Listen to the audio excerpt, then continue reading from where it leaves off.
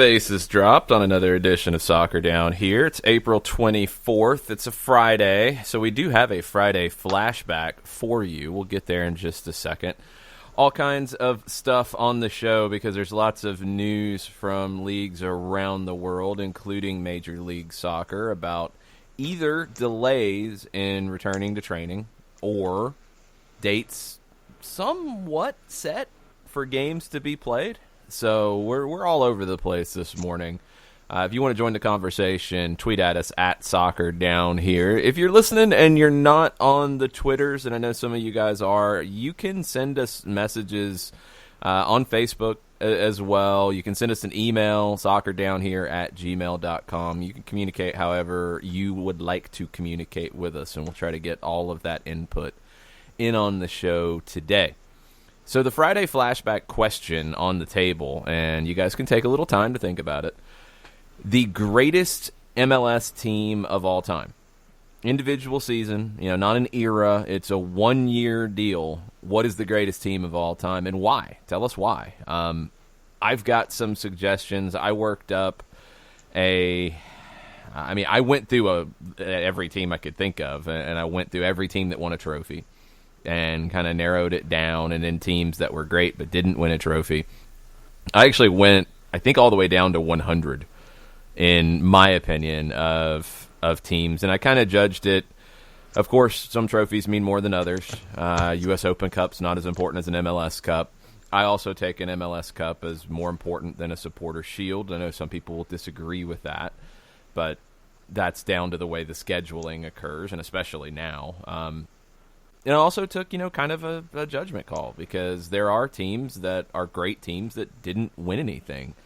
I don't think they can be the best team. I don't think that's possible. I think you have to be a winner to be the best team of all time. But there are some great teams that didn't win MLS Cup that are pretty high on my list. And we'll get into all that as we go. Tweet your ideas to us at Soccer Down Here. We'll have the next round of the ATL UTD Greatest Win Tournament this afternoon. We're down to the Sweet 16 at this point. And the decisions are getting tougher. Like, I noticed it in the round of 32 as some of these wins were matched up against one another. It was a tough call. There were some that I don't know how I would decide. I'd have to flip a coin or something. It's going to get even harder as we get down to the Sweet 16. It's the same as a greatest team conversation. How do you judge it? Are you judging it based off, a win over a quality opponent, the distance of the win, like the New England 7-0 win, like our friend Nathan Pugh is definitely stumping for? Is it, the moment, like MLS Cup, like the Open Cup final? I'll be curious to see how it continues to go. So that Sweet 16 will be popping off later today on my Twitter at Longshoe. John, we got a lot of news and tweets before the greatest team conversation. You can kick it off wherever you want to kick it off to. All right, so let's go back in the timeline and catch everybody up on folks who, as you mentioned, they'll sit there and they'll catch up on the show. They won't listen live, but they'll catch up on shows however they catch up on shows. And I'll start with Tom Russo at Airborne DJ. He says he's catching up on the week. And direct quote, hate, and then in all caps, hate this idea of a super league. He says, at Longshoe is exactly right. We'll make MLS a second-tier league. And he asks, also, Jason, where would you rank Portugal among leagues? Higher than MLS or no? Portugal's a tough one because I don't get to watch Portugal really much at all. I mean, they're in a weird kind of level in Europe where, we've seen Porto win the Champions League in 2004. We see, some combination of Porto, Benfica, Sporting in European competitions, rarely getting into, deep into the knockout stages in the Champions League, making runs in the Europa League from time to time.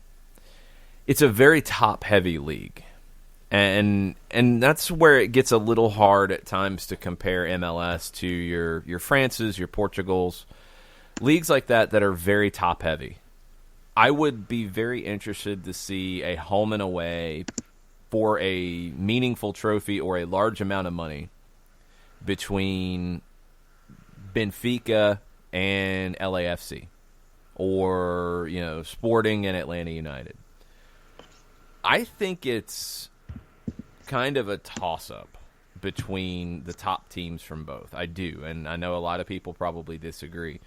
I do think from top to bottom, MLS is more stable, more consistent, and it's a more compelling league to watch than Portugal, because I don't think the games between the lower teams in the first division are all that interesting in Portugal. And that's something that's a big selling point for MLS. It's hard to judge the quality of the league as a whole because it is so top-heavy. I mean, I'm trying to think off the top of my head, John, the last time anybody outside of those three teams have done anything in Portugal. It's Braga. Braga's been around. Yeah, Europa League-ish kind of stuff. Yeah, I mean, it's kind of hard to compare, and it's a league that we don't get a whole lot here. I want to say Goal TV has the rights in the United States, but I might be wrong. I think you're correct on that. In my buzzing past them as I was trying to look at live things on Fanatis, subtle plug. Yeah, I think it's there, but it's a league that I don't spend a lot of time with. The league has I want to see if it's an 18 or a 20 team. First division. Quick math. Looks like 20. And the table as it was stopped, Porto was at the top with 60 points, 2 losses out of 24 matches. Benfica is on 59, 3 losses in 24 matches. And then it's a 13-point drop to Braga. Sporting is 4th. Rio Ave is 5th. And then it drops off pretty far. So it's an 18-team league, sorry. 2 teams go to Champions League. 1 goes into the group stage. 1 goes into the third qualifying round. 1 goes into the Europa League group stage. And then 2 more go into qualifying rounds for Europa League. So it's definitely a step below some of the others in Europe. I think when you compare to MLS, I mean, outside of Porto, Benfica, Sporting, maybe Braga, and they're probably the number 4 fairly consistently. I don't think there's anybody else that would deal with the top MLS teams. So I think comparing top to top, it's a little hard, but I think MLS can hold its own. I think they're fine. Middle to middle, I think MLS is better. Bottom to bottom, I think MLS is better. Yeah, I'm with you there. And Goal TV does have Portugal as a part of their package, 150 matches a year. Correctly. Yep. All right, I'm going to have you give your thoughts on Portugal while I let the dog out of the room because she's getting a little upset.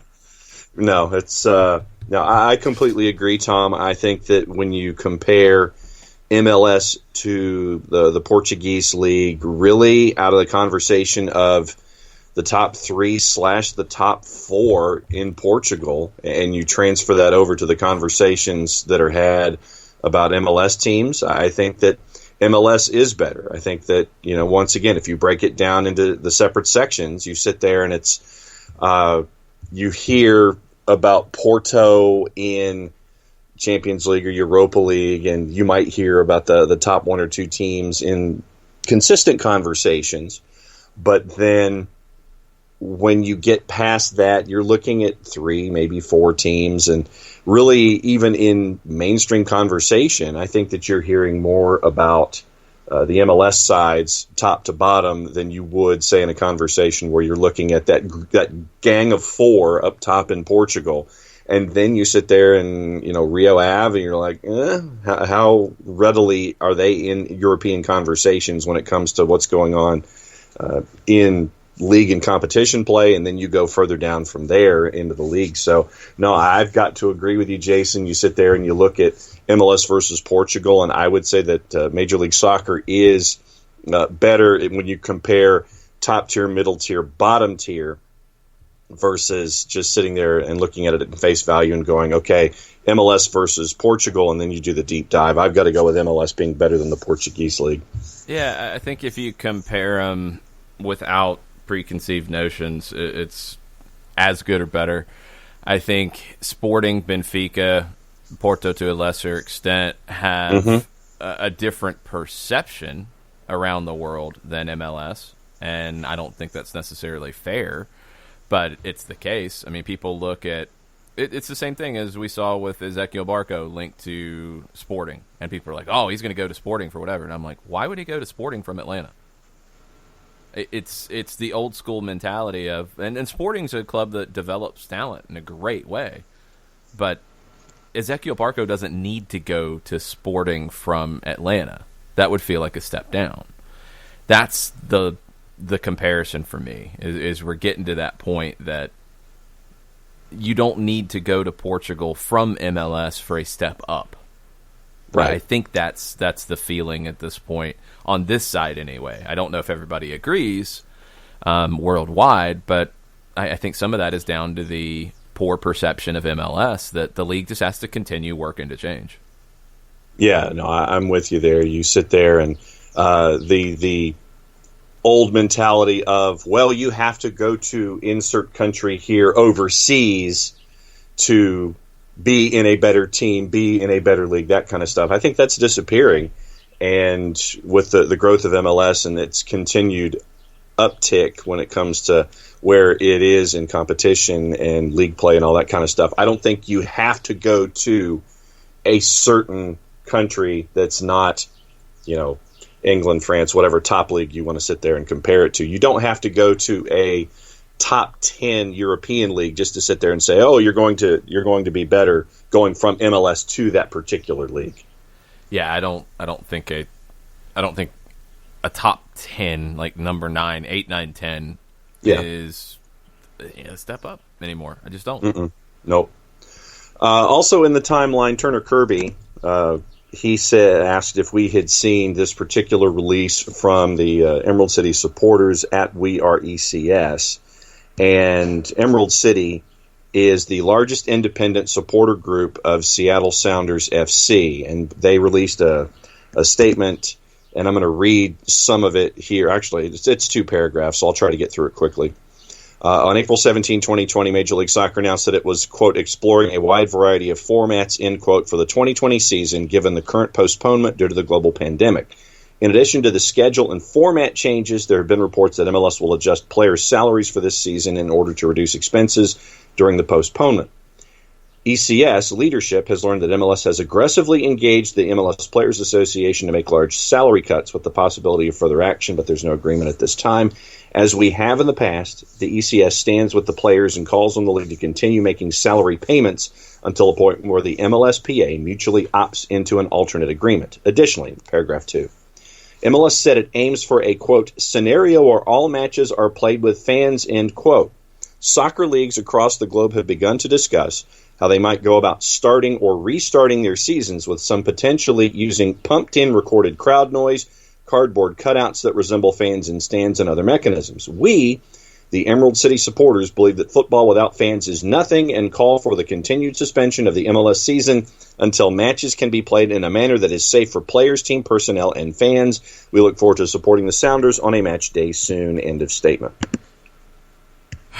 Well, these things go hand in hand, don't they? I'm sorry. I got to very strongly disagree with the statement, because one, you're telling the league to pay everybody the same amount with not the same amount of money coming in. When you sign a contract with the team signs that contract expecting, a revenue to come in. I mean, you have a budget. Does your budget number always get hit? No. But do you expect to have zero in terms of game day revenue, et cetera, et cetera? No. This is a little bit different situation than your average with a team or a league that is doing poorly and making less money than they would expect. This is a little different. So you're telling the league to pay the full amount, but now you're telling them, no, don't explore any possibilities of getting games played, which would affect the ability to pay. It doesn't make any sense. And it's a little frustrating to see because it feels a little ill-informed. I have not seen any league or team talk about pumping in crowd noise. And I feel like I've been pretty well locked into what's going on around the world about this. The cardboard cutouts of fans was actually coming from fans. It was an idea for fans to, I think, buy to support their club, buy a cardboard cutout of themselves and put it in their season ticket seat because they're trying to support their club.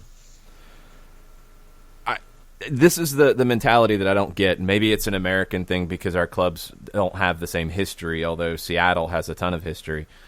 Is Seattle's ownership well off? Yeah, they are. That's what it takes to run a team in this country because you are still investing money. You're not making a ton of money. There might be things you make money on, but you're not making a ton of money, so you have to have resources to invest. But when I see, Aberdeen's supporters, for example, buying season tickets and buying memberships for next year because they know the club needs the money to pay the players, to pay the staff, to, keep alive. And then I see this, which is telling the club, pay everybody, but don't play any games, which could bring in TV revenue, which you could find other ways to monetize in different ways to bring in revenue, to be able to pay the players. It just doesn't make any sense. Do we want games behind closed doors? No, nobody does. This is not some plot by the teams to have fans not be in the building. Like, I don't even know why this would be seen as something that the clubs are trying to do against the wishes of the fans. Like, it doesn't make sense. You want the fans there. Every owner, every player, everybody has said they want the fans there. But unless I'm just completely and utterly wrong on all of this, and I'm not referring to the governor here in Georgia and his plan, because I think everybody, just about everybody, has said that it's too fast. But even that, he didn't come out and say, well, I'm opening everything up. We can have 80,000 people in the stadium and at a music festival tomorrow. It was a process, even a maybe poorly timed process, but it's at least a process. So in this idea that the ECS has put out, they don't want any steps until everything is completely back to normal, which would mean having large gatherings. That's one of the last things that, we'll be waiting for to do this. How long is that going to be? We don't know. I mean, you've seen some people say that you're not going to have people in buildings. Spain has said till 21.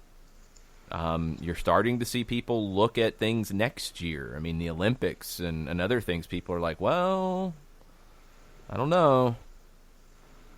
So how would it benefit Major League Soccer to not play games in a phased relaunch behind closed doors, and then maybe with smaller attendances or in smaller venues or what have you, as a way to ramp up, as a way to stay alive?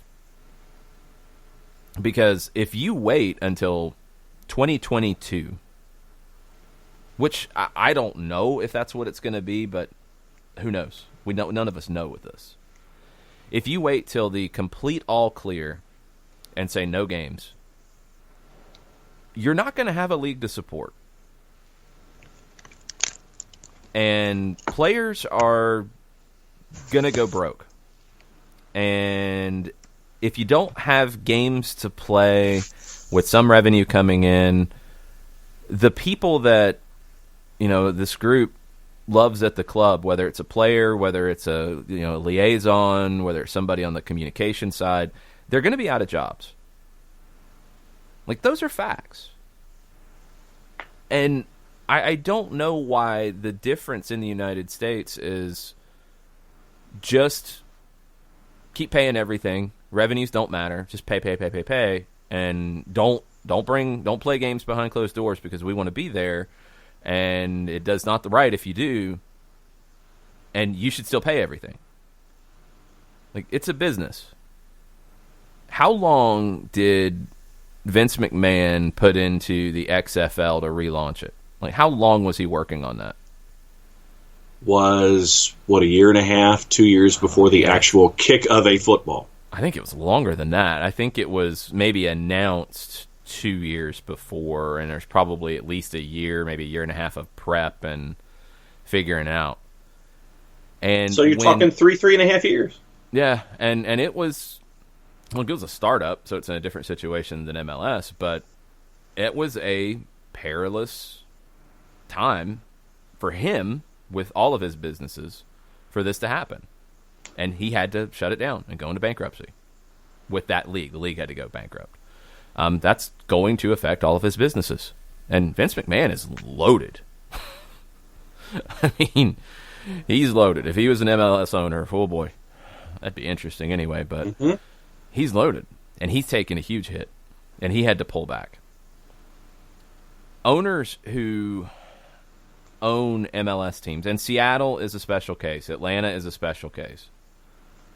There are plenty. Let's take Toronto, for example. Toronto loses $20 million a year. They have an ownership who can handle that. We've said that many times. You know, they opted to pay large salaries to be a big team and get where they have. 3 MLS Cups in the last 4 years, a title, a treble, maybe the greatest team in MLS history.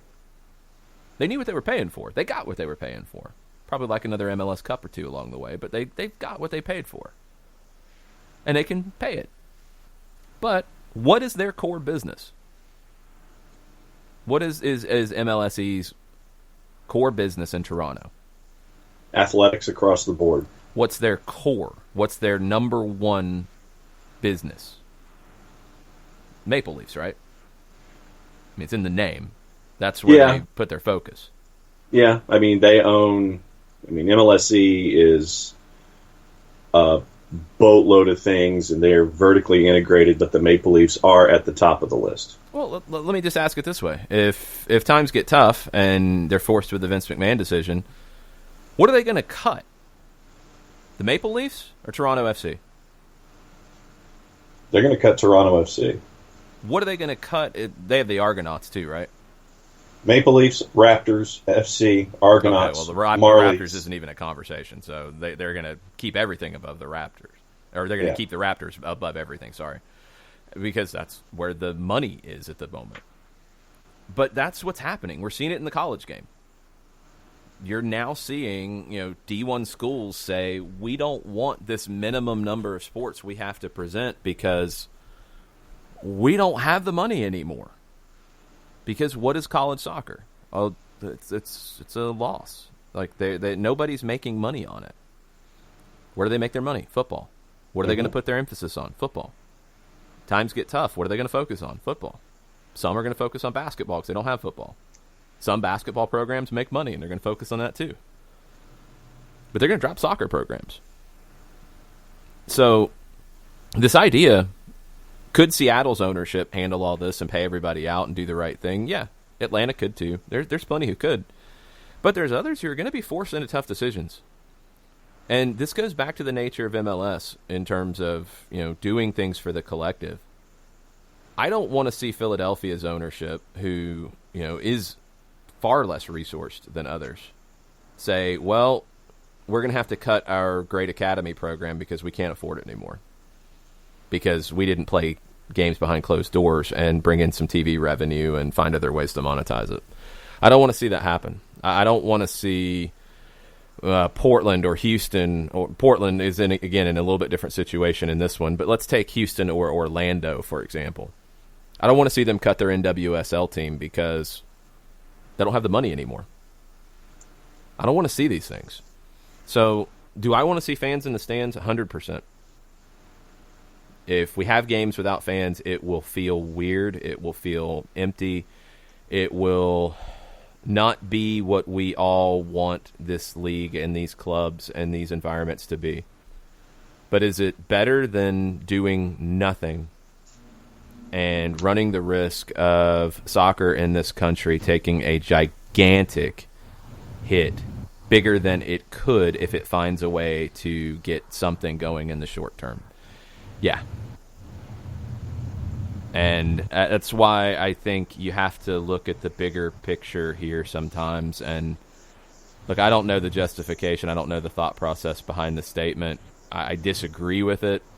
I agree with the sentiment that we want fans in the stands, but I disagree with the sentiment about you can't play games behind closed doors because it's just the wrong thing to do.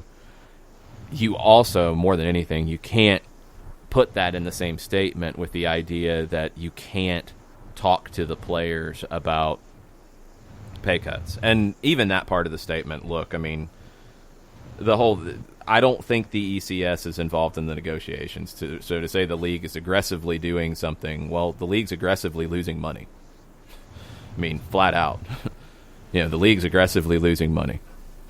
And if they're having conversations with the Players Association about pay cuts or deferrals or whatever, it's because they're losing money. It's not because they're greedy.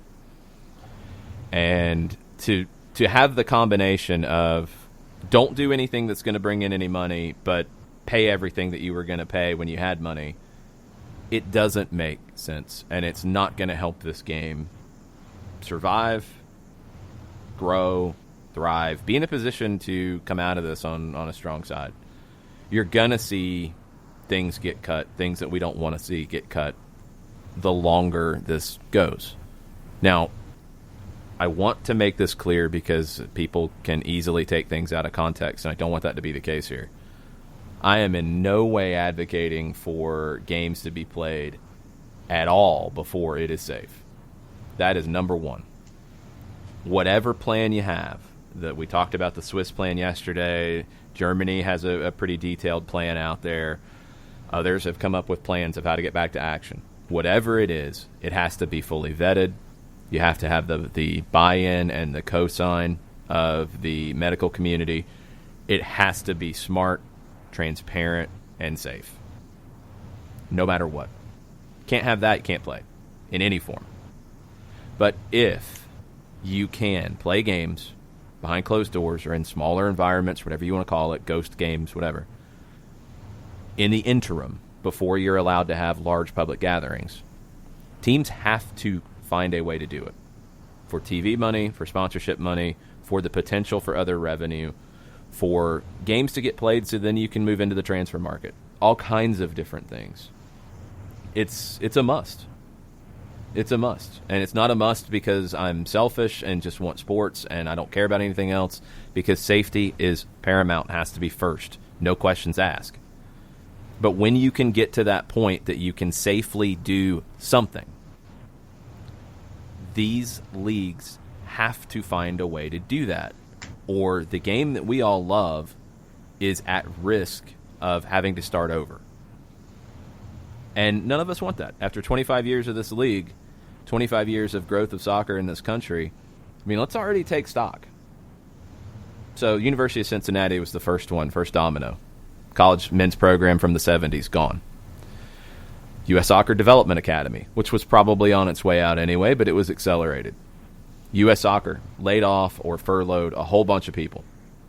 Maybe some changes that needed to be made, maybe some that had been talked about, maybe some that had been planned, but a bunch. U.S. Soccer had to take one of the loans that was available because of their financial situation, and they were sitting on a large reserve not that long ago. Not at all discounting some of their poor practices that have affected them financially and could continue to affect them. They're going to have to pay the U.S. women's national team a good bit of money for money they should have paid them to begin with. That's going to happen, and that's not an equal pay argument. That is you were paying the men a certain amount per diem and a certain amount for travel and et cetera, and you weren't paying that to the women. Just stupid nonsense that you opened the door to this up on. They've done things that have hurt themselves. That's not for debate. But they've lost money. The league has lost money. There's talk about people taking pay cuts, probably going to be talk about furloughs and, people being let go sooner rather than later, the longer this goes. So to advocate for what this statement advocates for, I just think it's ill-informed. I don't think it is actually at all good for the game. And it's very short-sighted. And I hope that it's reconsidered, and I hope that people involved in this game can figure out the best way forward to minimize the damage from the coronavirus, and we can get back to action and get back to this game that we all love, because I have huge concerns about the game, not just in this country, but when I hear that the Bundesliga again said, and now at least they've been able to push it back because they got some money in, but if they can't get things going by June, you've got 11 clubs that are going to go bankrupt. 4 in the top flight. They got some of the TV money in because the TV partners were able to work with them because they want to get a product on the air, but you don't get games by June, you could have 11 of 36 clubs in the top 2 divisions in Germany go bankrupt. You don't think that's affecting MLS? You don't think this stuff is affecting MLS? So, the idea that you can't talk about pay cuts and you can't talk about playing games in an interim basis behind closed doors, then you want the league to really suffer financially, and that's not what any of us want, because it's going to hurt what we like about it. It's going to take things away, and we don't want that. I don't anyway. This is not A then B. This is not a straight line. And when I read the statement by ECS and then read it again this morning on the show, I drift to the end, where we, the Emerald City supporters, believe that football without fans is nothing and call for the continued suspension of the MLS season until matches can be played in a manner that is safe for players, team personnel, and fans. Those are two. Well, okay, the fans part at the end. I was about to say, those are two very different things until the last 2 words. Yeah. And you look at what they're saying, and the phrasing, for me, it's disappointing that they're not in this statement, and there may be parts of ECS that are looking at the larger picture and the impact of all of the different elements that make sports or MLS what it is on a daily basis. But the idea that, hey, we all want it to be safe. Whatever you're thinking about, going to your favorite business, going to your favorite restaurant, going to watch a sporting event, whatever, it needs to be safe for everyone involved. This completely and totally, first and foremost, has to be the thought. But for someone to sit there and say, don't do anything until fans are allowed to be in the building, I don't believe is looking at the larger picture of what it takes for businesses to operate on a day-to-day basis. And it takes a lot of people, it takes a lot of investment, it takes a lot of decision-making for just under normal circumstances for our favorite businesses to function on a daily basis. Can I take it to a comparison and tell me if I'm incorrect here? Go for it. What's a restaurant that you and Patty love to go to and sit down and eat? Las Brasas. Okay, so you guys like to go to Las Brasas and sit down and eat and relax.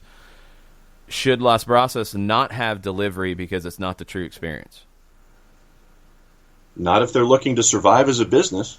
And that's kind of where we're at. I mean, You've seen breweries. I mean, what is the lifeblood of a brewery? People gathering together and drinking beer.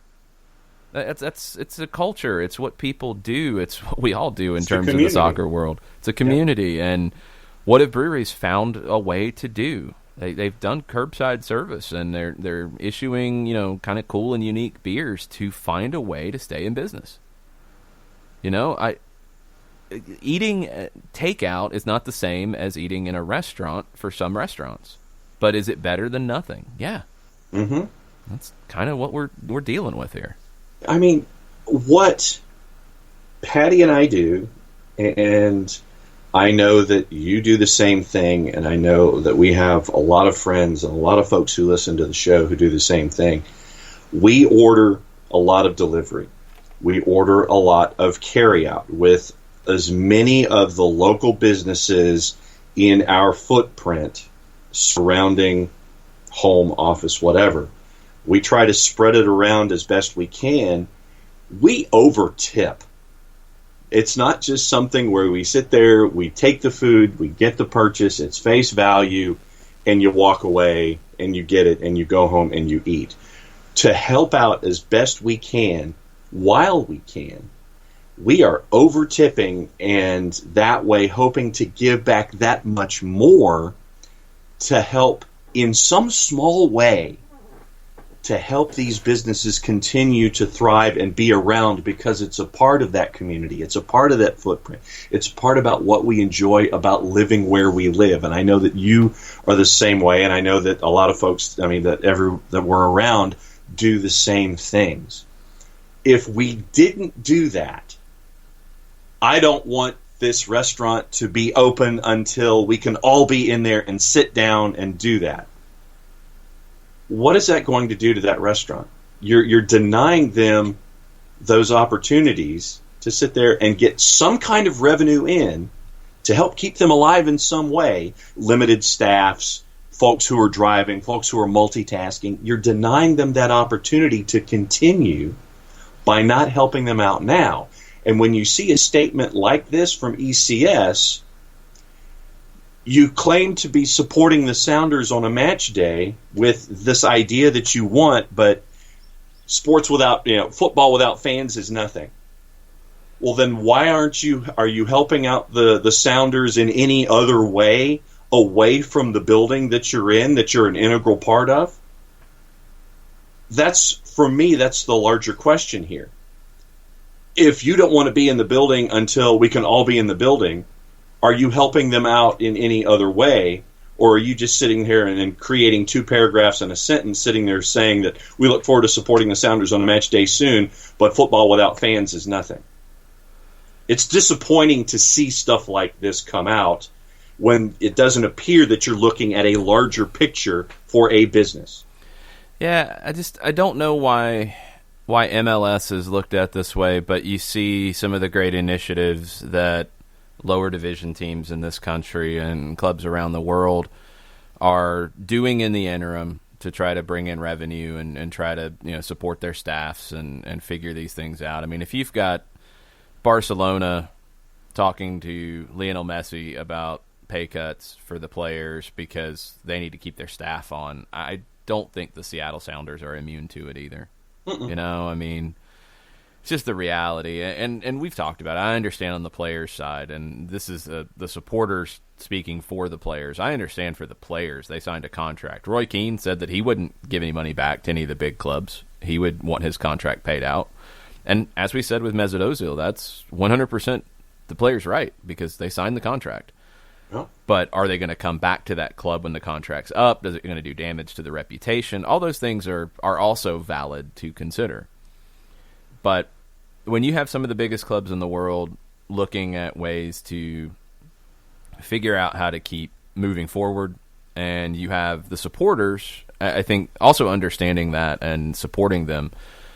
And then you have, what we've talked about with Aberdeen, what you've seen some of the smaller clubs here in this country do, creative ways to find some kind of funding to keep going and stay afloat and get ready for whatever this season or next season looks like for them. That's what it's all about. That's what all this is all about to me. I mean, if you truly love your club, you want them to do what it takes to survive. Mm-hmm. And we can't just dismiss this idea that, oh, well, that's all good. Just, they're fine. That guy's rich. Well, he's rich on his own. There's no obligation to keep paying for something that's not making any money. There's no obligation for that. That there shouldn't be that expectation. And if they have to find a way to, one, cut expenses in the short term, and two, find a way to bring in revenue by playing games behind closed doors, whatever that revenue could be, that's where we're at. That's honestly just where we're at. And I don't understand the full thought process behind a statement like this, but I hope that I hope in one way it gets a conversation going, and I hope that people realize that, look, as strong as MLS has become from 1996 to 2020, 25 years of it, it's in a far better place than anybody thought it would be in 1996. The most optimistic soccer people in this country did not expect what we saw last year and what we saw to kick off this season. They didn't. It's a fact. Go ask them. But it's not bulletproof. No sport is. I mean, no sport. No league. No soccer league around the world. It's not bulletproof. I mean, I would have never guessed that the WWE would have had to make as many cuts as they did. I mean, they didn't just cut a few people. They cut a whole bunch of people who are, important to their product, in front of the camera and behind the camera. Other leagues and businesses have had to do the same. It's a fact. It's a fact of the life we're in right now on April 24th, 2020. So it's not, MLS is not bulletproof. The NBA is not bulletproof. The NHL is trying to figure out what they can do. I mean, there's John Wall Street, who's a great sports business source to follow, talked about, maybe there's this idea in the NHL that they'll just expand and just have expansion teams come in, and that money will come in and shore things up. But that money doesn't come in straight away, and it's not going to work that way, and it's not the way to go. So then they're like, well, maybe they can find buyers for Phoenix and Ottawa, two teams that have struggled for attendance and struggled to make money, and relocation fees would be a quicker fix. Well, who's going to have relocation fees right now? How many people are out there trying to buy an NHL team and move it to a new building and all the costs that's going to take? There's not easy fixes to this. So I guess the biggest thing is I don't want to see people in the game saying, nope, can't do that. Nope, can't do that. Can't do that. Nope. There's nothing that should be off the table right now in figuring this out to get through this. Businessmen have always figured out ways to gain success, be successful, grow their businesses, that kind of stuff. In a time like this, all of this collective brain power that has created success in economies across the world are having to think outside the box to make sure that their businesses continue to survive, not just operate on a daily basis. How do we look in the new normal? How do we work in the present tense? What's it looking like in the new normal? And that's what you're going to see, some thinking that is atypical. But the bottom line is that they have to think survival first. You said atypical, and that triggered the current affair sounder, because atypical is FIFA making a $500,000 deposit into the accounts of its 211 member soccer associations across the world. That's pretty atypical. Last time I checked, FIFA is an organization that really likes its money.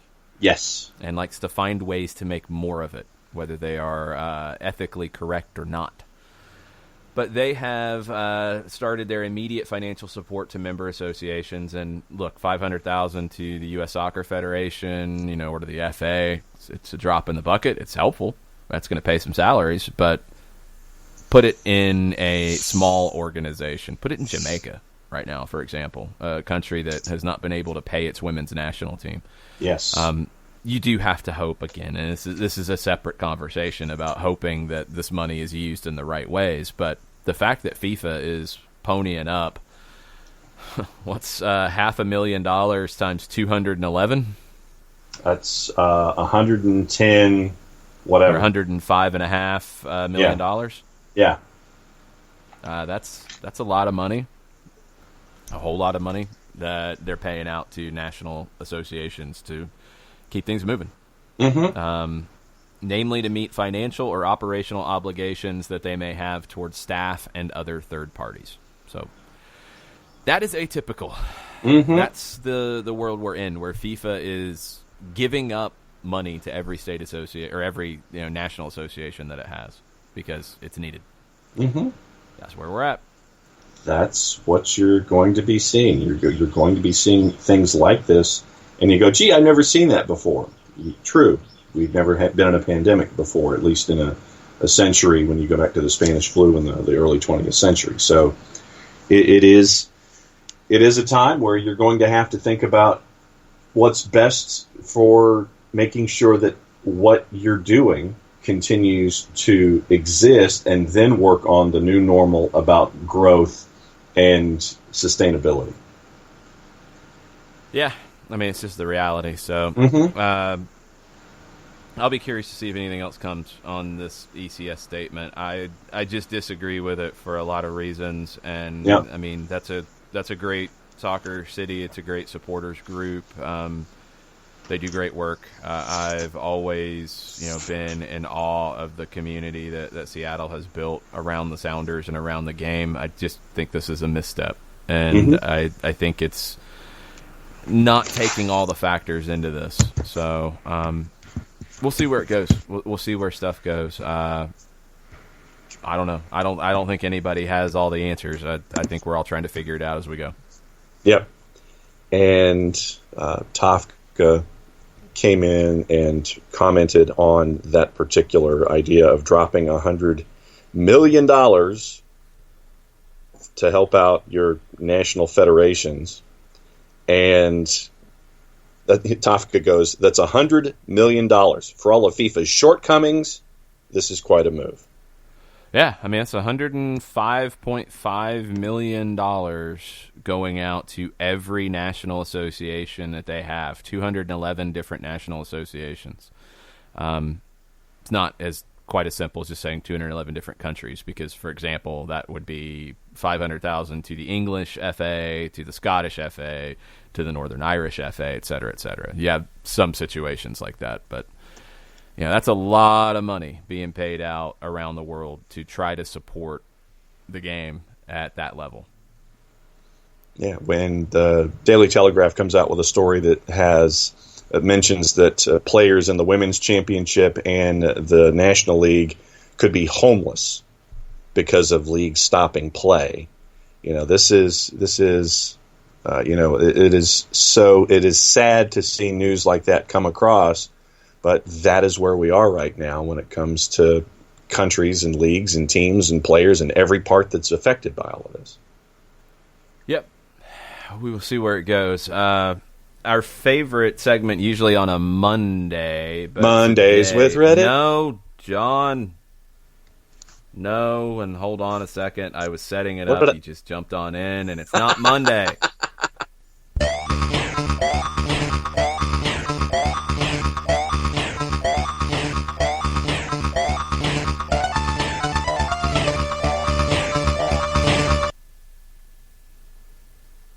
Yes? Sorry, I was dancing. Fridays with Reddit. There you go. The Dutch FA does not consider a 20-club competition as an option. What that means is they have 18 teams right now, and they are not just going to promote to and not relegate to. What this tells you is the clubs will discuss the two options left, and they're going to discuss this today. Promotion and relegation, normal, top two in the second division go up, bottom two go down, or no promotion relegation. They're not going to do the halfway. They're not going to have promotion without relegation. So it's one or the other. What do you think ADO Den Haag and RKC Waalwijk are going to support, considering they are 7... Well, there's a playoff, too, so you could have 3 up, but depending on how it goes. But these teams, Den Haag is 7 points out of the playoff spot, and Waalwijk is 11 points out of the playoff spot. What do you think they're going to support? I'm going to assume that it is no promotion relegation. So Correct. they just stay up. Yep. The second division, and I don't have the second division standings in front of me, but the top two teams are probably going to support promotion relegation. Mm-hmm. What is everybody else going to do? Who knows? Maybe we'll have some votes bought in the Netherlands, just like they allegedly were in Scotland. Allegedly. So they're not going to do the halfway, so it's one or the other, and we figure it out.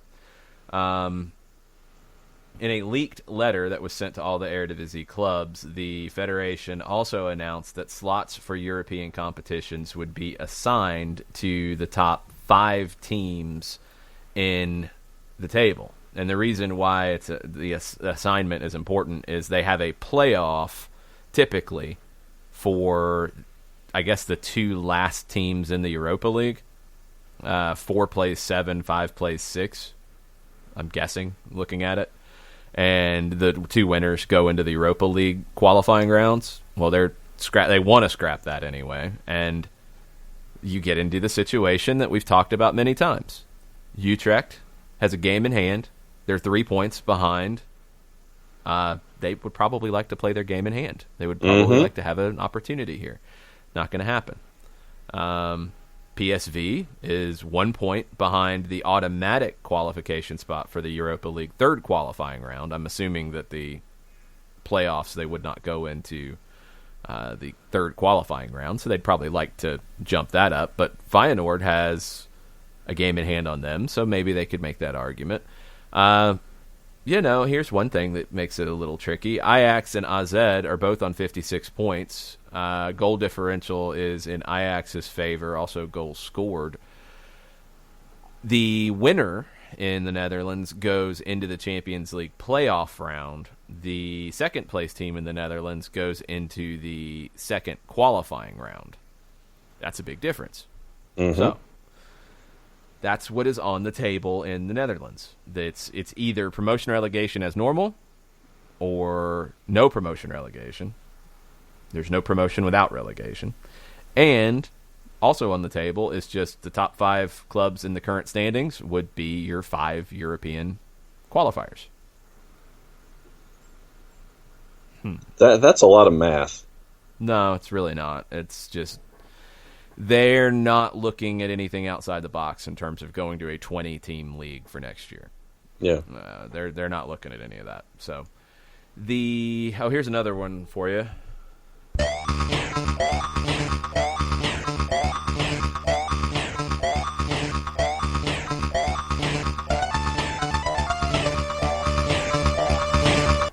I like when that second part comes in. Fridays with Reddit. The Korea Professional League, the K-League, has announced on Friday that K-League 1 and K-League 2 will both begin their 2020 season on May 8th. That is the same weekend that right now Germany is planning to start play on as well. But Korea is one that probably a lot of people will be looking at to see how things get handled there, considering the length of time from when the outbreak started and if they can find a way to do this. People will be looking at Germany as well, but you're also starting to hear some pushback on Germany, who has started to relax some of the lockdown / social distancing measures, and you're starting to get some pushback from the higher levels of government on this and the potential fears on it. So I'm kind of wondering if that weekend is going to be the start of the Bundesliga. I don't know if it's going to happen. Korea might be the first one back that's made this announcement so far. And for folks who have been looking for sports, the KBO, the Korean Baseball Organization, has already started playing games. It is behind closed doors, and there are no fans, but they are being televised in a bare bones way. And Korea is trying to figure out what's the best way to balance having live sporting events and satisfying sponsors, satisfying schedules, getting sports back out there. So right now, the baseball KBO is being played, and so this will be another gauge in in Korea and South Korea to figure out, okay, is what we're doing with players and getting temperatures taken the second that they walk into the stadium, and if it's too high a temperature, they're told to go home, and those kinds of things. So keep an eye on the KBO as well as a gauge when it comes to how they're getting their live events done and keeping everyone as healthy as possible. We will see where this goes. All right, before we get into our Friday flashback, we have to give a shout-out to our good friend in Decatur who has supported the show for quite a long time, John. Steve Appolinsky and Associates, LLC, trial attorneys who have over 30 years of experience, have over $40 million in judgments for clients in Georgia and Alabama, and they have been recognized as Legal Elite. I believe that you referred to it as Legal Elite Yo the other day. Legal Elite Dog. Dog, thank you. You can, if you're looking for an attorney, for a trial attorney when it comes to wrongful death or injury cases, you can catch up with Steve. You can do it a couple of different ways. You can go to the website, aa-legal.com, and you can get into the live chat. Live chat is up and running, as it always is. All you do is when you log onto the website, the window pops up. They're ready to go. You can request a free consultation doing it that way. You can call them at 404-377-9191, or you can fire off an email if this is the way that you like to do things, instead of chatting with an individual, by doing it at Steve, S-T-E-V-E, at aa-legal.com. Wrongful death, personal injury, trial lawyers.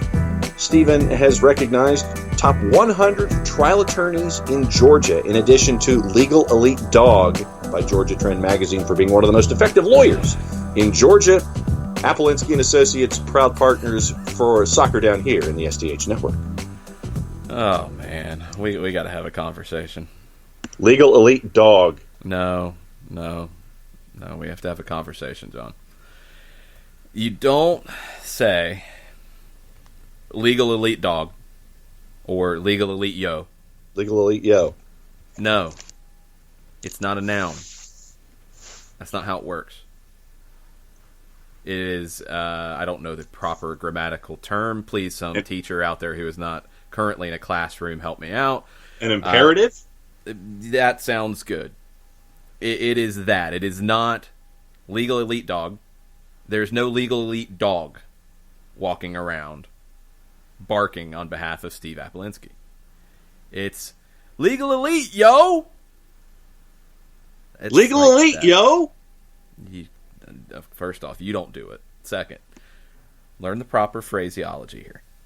I know that's not a word, but go along with me. It is. Phraseology is a word. It is? Okay, cool. Well, I Yes. used it properly then. Good Yes, stuff. I'm down with that word and its usage in your sentence. Ay, Dios mío.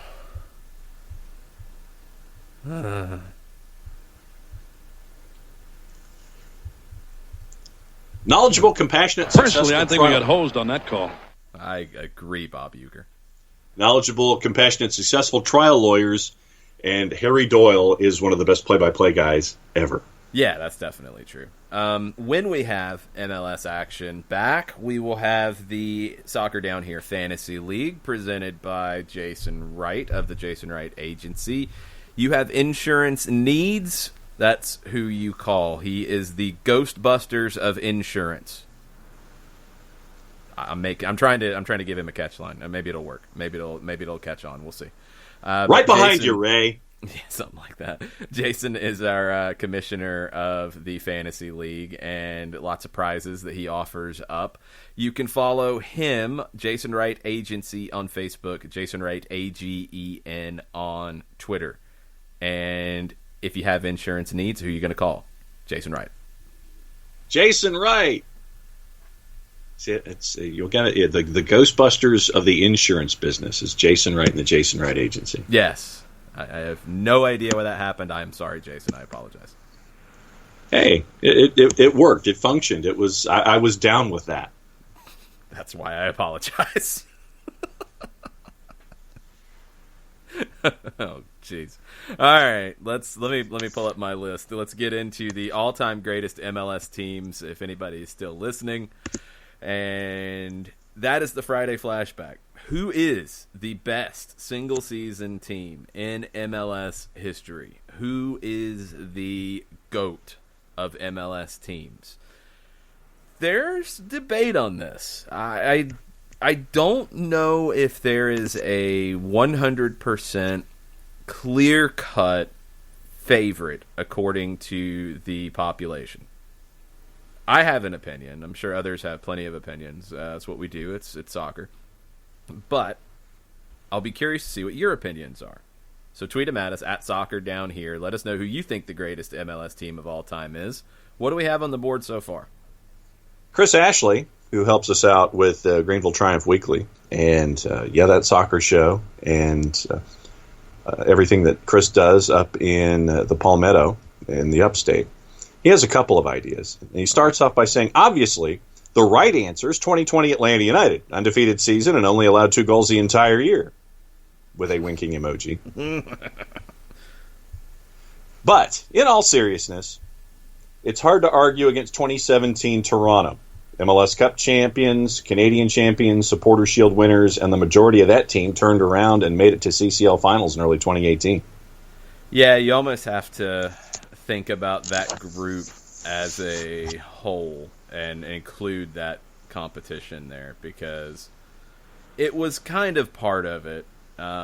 It wasn't part of the same calendar year. It wasn't part of the same seasonal year, but it was the group that got there, and it was pretty much the same group. So, yeah, that's a good call.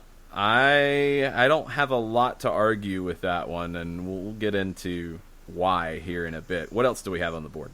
Well, and I agree with Chris. That was the team that I had at the top of the list, was that particular squad from Toronto. Joe Johnstone, 98 Chicago Fire for me, primarily just because I'm rooted in the Midwest, and it was an amazing inaugural run for an expansion team, hashtag CF97, up until 2014, after Atlanta was announced. They were the sole MLS club I supported. I had them at number 10 on my list. What stood out to me about the 98 Chicago Fire, well, obviously they did the double. Open Cup win and MLS Cup win in year one. It was a lot easier to launch a team in 1998 when you were team number 11 and 12 coming into the league and be that good that quickly. But the way they put the team together, it's a really good team. So, looking at some of the highlights on the roster, Ante Razov scored 10 goals. He was the goal-scoring leader of the group. Assists, actually, it was not Peter Novak. It was Jerzy Podbrozny. Forgot all about him. 12 assists, came over at 31, and your top 3 assist guys were all Polish. Chicago built a team, obviously, I think, to try to attract, a certain segment of the population in Chicago. It worked. I mean, you put a good team on the field, too. Roman Kasecki and Peter Novak is the one that most people think of. Razov was the leading goal scorer. You had a great left back in Lubos Kubik. Chris Armas, at 25, was one of the best holding midfielders in the league. He played more minutes than anybody in that team. C.J. Brown, I think that was his first season in the league, and he went on to have a very long career as a center back. Francis Okaro, 34-year-old Nigerian, played a lot of minutes for this team in the back line. Jesse Marsh paired up with Armas in the midfield. Good, young, scrappy central midfield with those two. And Zach Thornton is one of the better goalkeepers in MLS history, and one that maybe gets forgotten about a lot because he didn't have a ton of caps. He was at that time where Friedel and Keller were the obvious 1 and 2. You had Marcus Hahnemann in the mix. You had Tony Meola still in the mix. You had, I think, Jurgen Sommer was still in the mix. There were so many goalkeepers that were good at that time. Thornton was just a beast, huge guy, really strong, powerful, really good when he broke into the league. He was a backup his first couple of years. This was his first year as a starter, and with him and that spine, that's a really good team. And one of their hallmarks that season was 11-game winning streak. It's tied for the third longest in league history. Now, it did include shootouts, but You reel off 11 wins, you're doing things right. And that was, let's see, kind of in the middle. So it was May 16th through July 4th. And there was only one shootout in it. So it was a draw otherwise, and they did win the shootout. So the shootout really didn't affect it too much. And that was what kind of put them on their way. What was interesting is right after that, they went on a 5-game losing streak. And all losses in regulation, no shootouts after that. But they bounced back from that and finished really strong after mid-August. They only lost one more time to Dallas. They lost on the final day of the regular season at the LA Galaxy. And that was it.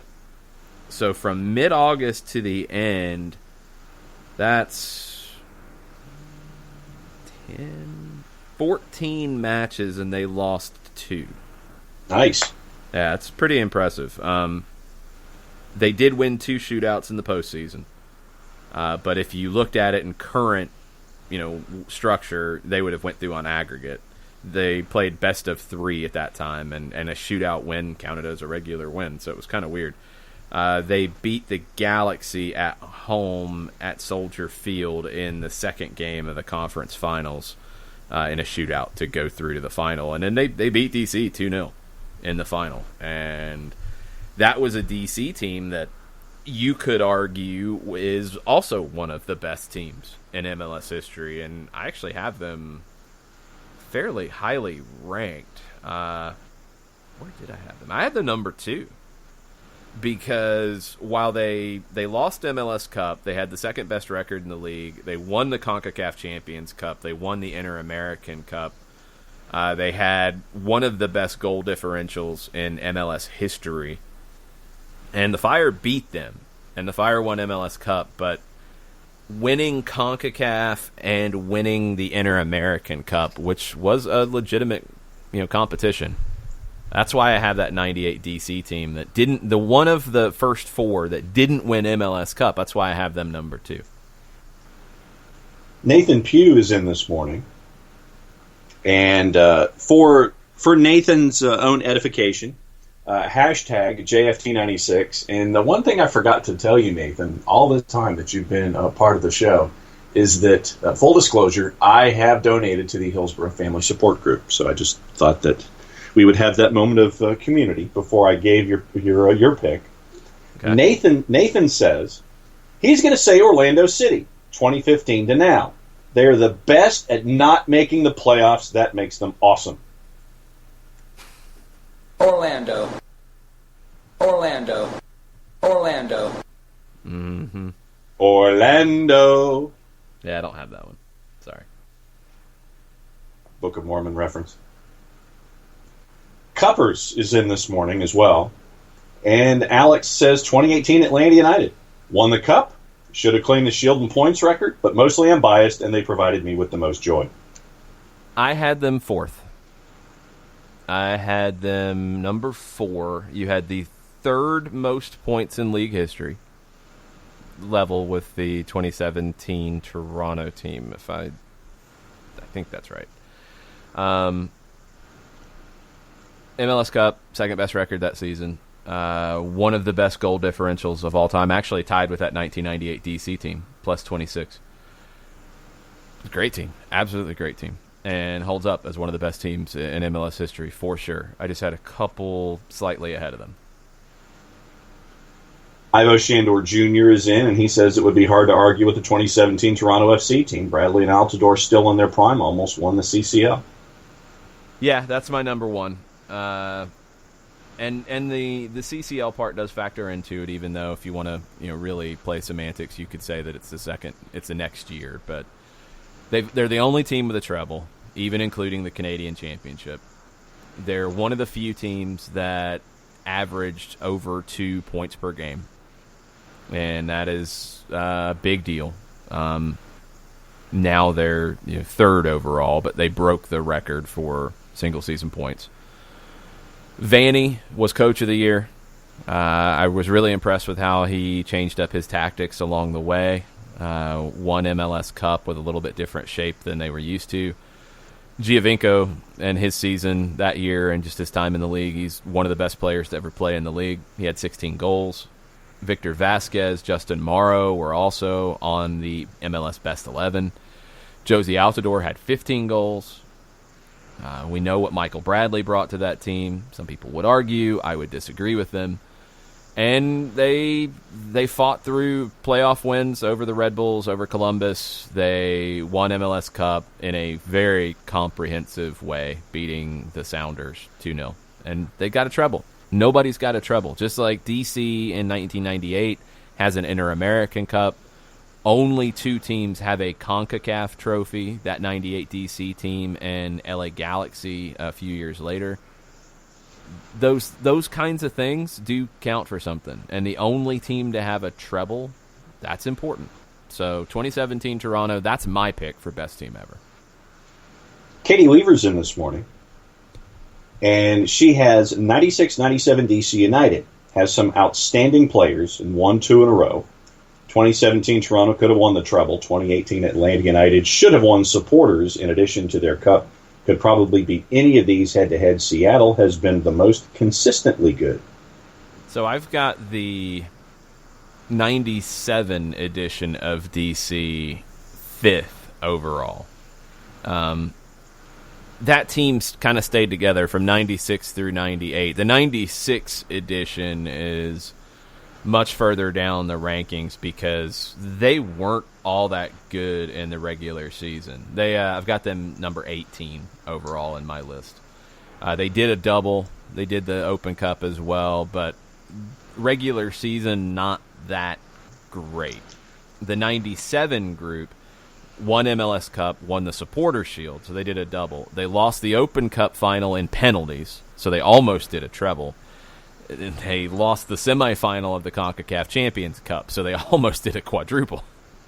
They're the 5th highest scoring team per game in MLS history. So the 97 edition is my second best of those early DC teams. It's the 98 one that didn't win MLS Cup that I think was the best one. And we talked about that Chicago team. Let's go through the 98 DC team. So goal scoring leader was Roy Lassiter, U.S. international, lightning fast, 18 goals, 6 assists. Jaime Moreno had 16 goals and 8 assists. Marco Echeverri did a double-double, 10 goals, 13 assists. Echeverri, if you haven't seen Marco Echeverri in his prime, and he was 27 years old at this point, an amazing, amazing player, and was a great, great signing for the league when they brought him in. Moreno was 3 years younger, and he came in the summer of 96, and another incredible player and one of the best to ever play in the league. Roy Lassiter was a great addition for them. He started in MLS in Tampa Bay. They got him in a trade, and he just fit them like a glove. That's why I take the 97 and 98 teams ahead of that 96 team. Raul Diaz-Arce had a great year in 96, but Lassiter kind of took them to a whole nother level. The rest of the key figures in that team, Richie Williams was the holding midfielder, bulldog, little guy, but he was Echeverri's protector, and he would kick everybody into submission, usually in the ankles. He was known on message boards at the time as I think it was the ABMOD, the ankle-biting midfielder of doom. There you go. But he was that guy. He was a great, great holding midfielder, and if he was maybe 2 or 3 inches taller, he would have been a long-time U.S. international. John Harkes was the captain of that group. He was 30 at this point, 6 goals, 4 assists, just steady, steady, steady in the midfield. Scott Garlick was the goalkeeper, and it was funny watching the first MLS match of all time back that MLS did fairly recently when they had Jeff Agus and Eric Winalda on. And Winalda said that in the early days of DC United, Bruce Arena would just like shuffle his goalkeepers like they were a deck of cards because he always had somebody different. He had Jeff Causey at the beginning, who was a really good goalkeeper. Causey is another one of those guys who, had the ability to be one of the best goalkeepers in the country. You just had so many at that time. In 98, it was Scott Garlick. You had Mark Simpson, who took over at the end of the 96 season and was in goal when they won MLS Cup. Tom Presthus, I think, is the guy who won it in 99. I mean, for a team that was pretty consistent from 96 to 99, now 99 you started to have some turnover, but you had Moreno, Williams, Echeverry, Eddie Pope, Jeff Agus, as just consistent, Tony Sane for most of the way, just consistently in the lineup on a regular basis. Goalkeeper was somebody different every year. So it was always weird how that happened. Ben Olsen broke in at 20 years old in 1998, played 31 games, his rookie year. Mentioned Eddie Pope, Carlos Llamosa, another U.S. international, Tony Sane, another U.S. international. I mean, this team was stacked. The 98 team for DC is one of the best ever. Some would argue that it is the best. I got them number 2. KFC is in this morning. KFC is going to add LA Galaxy 2011 for debate. Yeah, it's a good one. I got it number 6. Those LA teams, the 2011 and 2012 ones that both won MLS Cup, trying to separate them was a little hard. Let me pull up the info on that LA Galaxy team in 2011. 19-5-10, 67 points. Yeah, this was the first one in the David Beckham era to win MLS Cup. This was the one that got over the hump. They'd been to the final in 2009. They had a good 2010. It was 2011 where they started to get to another level. And they won the Western Conference regular season, 67 points. They won the Supporters' Shield. That was one of the highest marks of all time. Did the double. They only allowed 28 goals all season. Ooh. That is the 5th best defense in league history. But you don't really think of them as a defensive team. You know, you think of this group in 2011, Landon Donovan had 12 goals, David Beckham had 13 assists. Robbie Keane came in right at the end. He only played in 4 games, but he scored a couple goals, and he was there for the postseason. Kind of a mixed bag on the attack outside of that. You had Chad Barrett with 7. You had Mike McGee with 5. On the assist side, outside of Beckham, you had Sean Franklin, the right back, with 3. The 2011 team, it was the defense. It is what stands out looking back at it. I think at the time, you think of the Hollywood stars with Beckham and Donovan, but this team was built on a back line with Todd Dunavant, AJ De La Garza, Omar Gonzalez, Sean Franklin. That back 4 is as good as you're going to find in MLS. And it's not really, and this is Omar Gonzalez before he really broke into the national team. He's 22 at this stage. Dunavant was 30. Franklin was 25, and I always felt like Sean Franklin was an underrated defender in this league. And AJ De La Garza was 23. I mean, it's a pretty young group outside of Dunavant. And none of them were big-time national team players, like big-time all-star level guys. But that back line, that's as good as it gets. And goalkeeper, you had a couple, actually, which is interesting. It was split between Josh Saunders and Donovan Ricketts.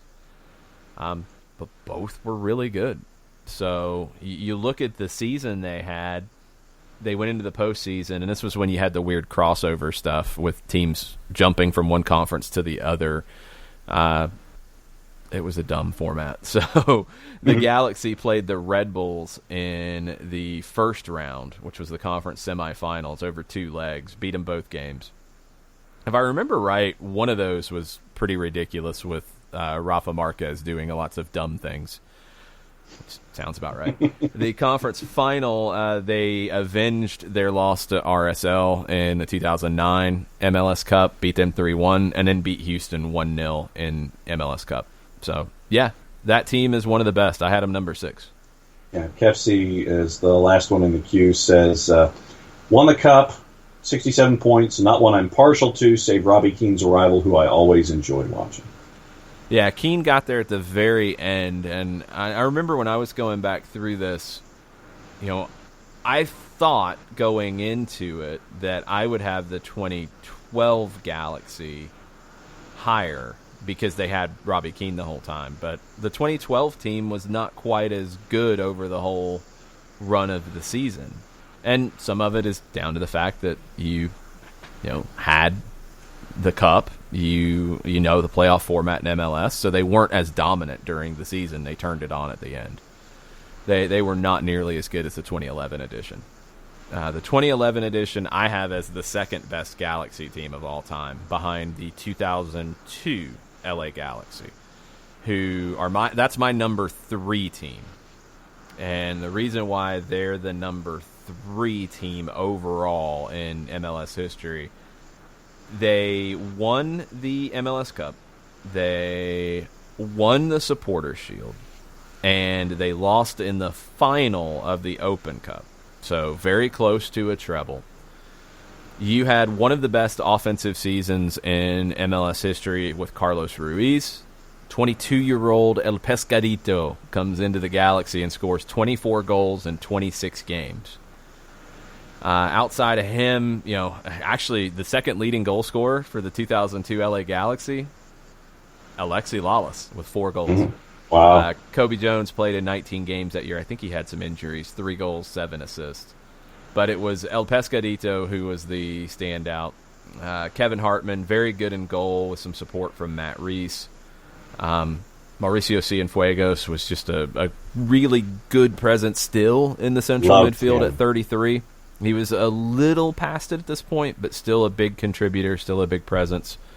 Other key players on the 2002 side, Simon Elliott, good holding midfielder from New Zealand, played the third most minutes. Danny Califf, 21 years old. Danny Califf was a center back that there were a lot of high hopes for defensively for the national team.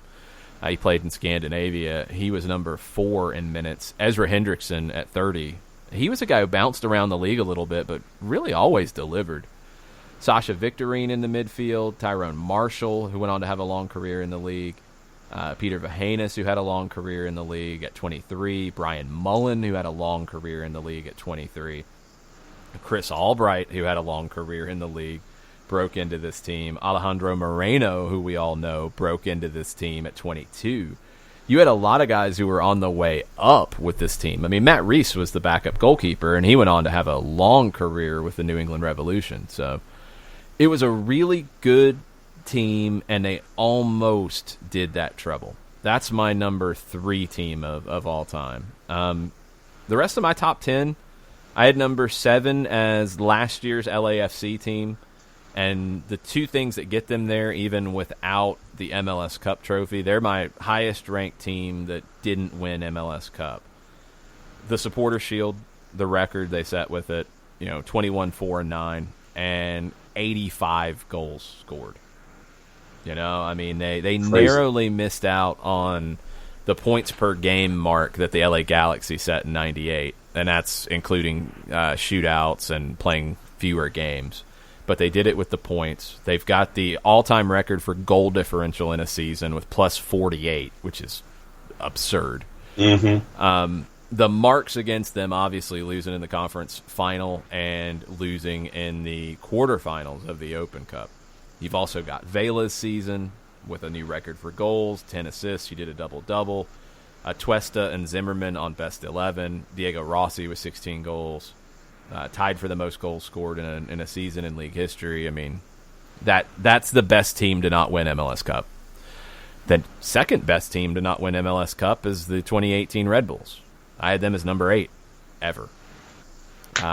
Supporter Shield, lost in the conference finals to Atlanta, lost in the semifinals of the Champions League. 2.09 points per game. They did it with 2 managers, which is really difficult to do. Remember, Armas took over mid-season. Kamar Lawrence, Aaron Long on the best 11. Aaron Long, Defender of the Year. Bradley Wright Phillips, 20 goals. Kaku, 10 assists. Plus 29 goal differential, tied for number 6, best ever. but no MLS Cup. 99 DC, I had next.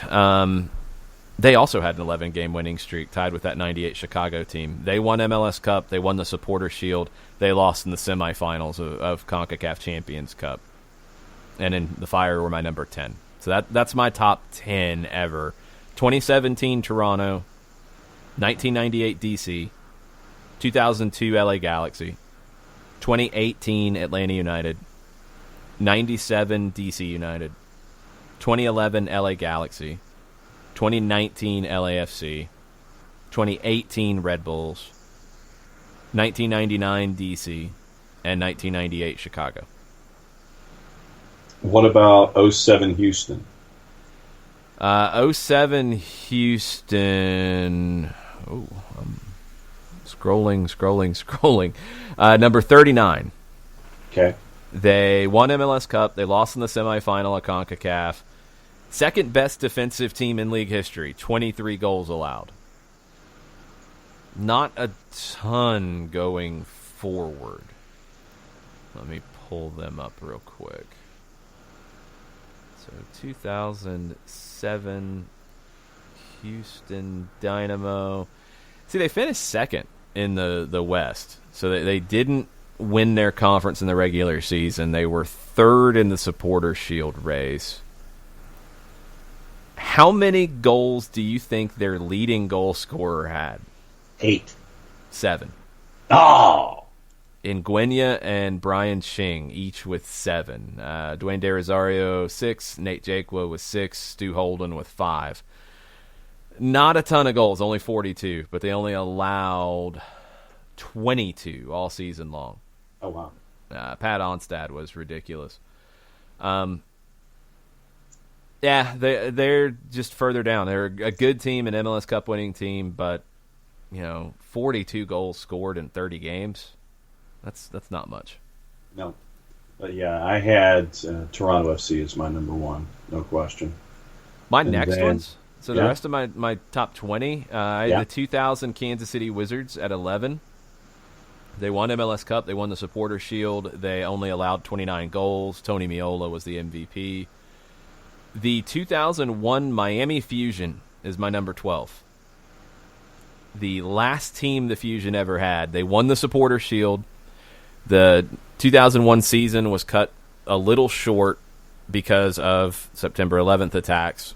Miami finished 16-5-5, so they had more than 2 points per game. It's a good team. Ray Hudson was the manager. Mm-hmm. You had the top 2 goal scorers in the league that year with Alex Pineda-Chacon and Diego Serna. Serna had 15 goals and 11 assists. You had 5 members of that 2001 Miami Fusion team in the best 11. Now, you only had 12 teams in the league, but still 5 of the best 11. It's one of the highest totals in league history. Chacon, Serna, Preki, Pablo Mastroeni, and Carlos Llamosa.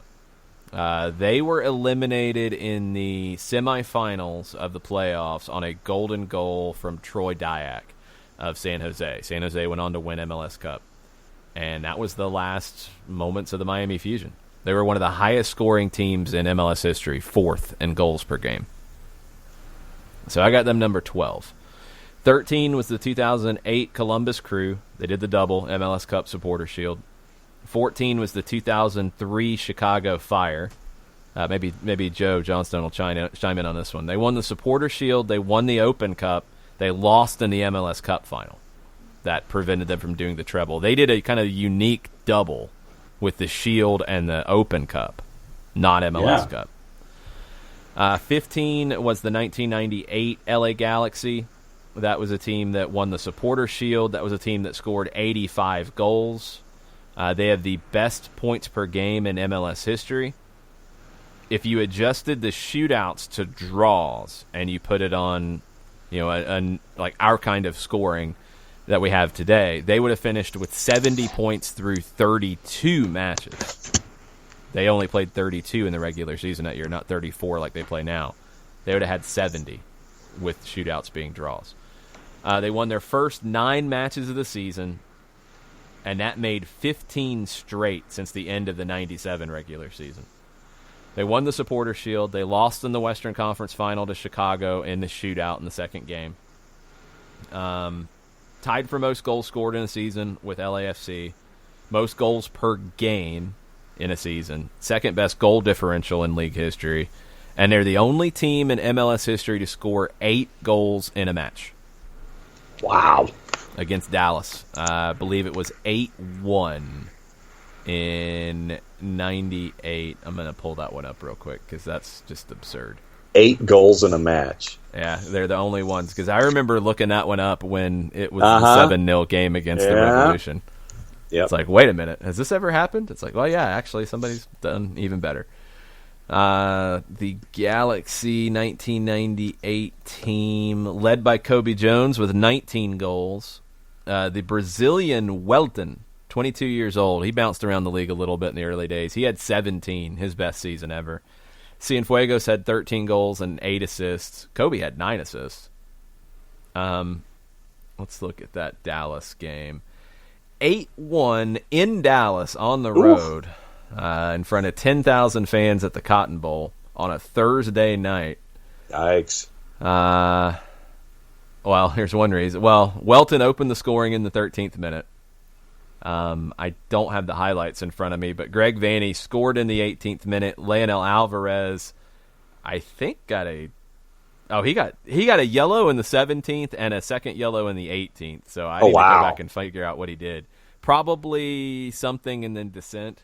Yeah. Vanney's goal was not a penalty. It had an assist from Cienfuegos. So it wasn't, a penalty that Alvarez committed. So at this point, it's 1-0. You get the red card. Then Vanney scores, so it's 2-0 with a man advantage. Damian Alvarez for Dallas actually pulled one back in the 44th, so it was 2-1.